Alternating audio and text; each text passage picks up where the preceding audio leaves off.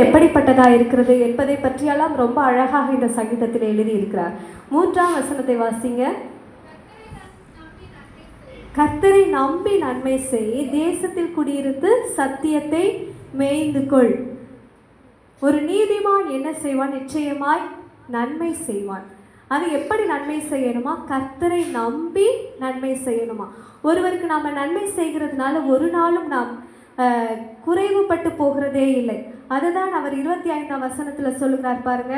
நீதிமான் கைவிடப்பட்டதை நான் பார்த்ததில்லை, அவன் சந்ததி இறந்து அப்பத்துக்கு திரிகிறத நான் பார்த்ததே இல்லை. ஏன்னா நீதிமான் நிச்சயமா என்ன செய்வான்? நன்மை செய்வான். நன்மை செய்கிறவர் ஒரு நாளும் அவர்கள் என்ன பண்ணுகிற குறைவுபட்டு போகிறதே இல்லை.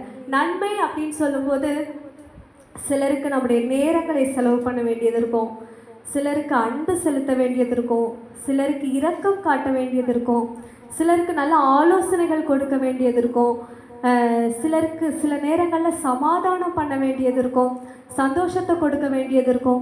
இதெல்லாம் நன்மை. ஒரு நீதி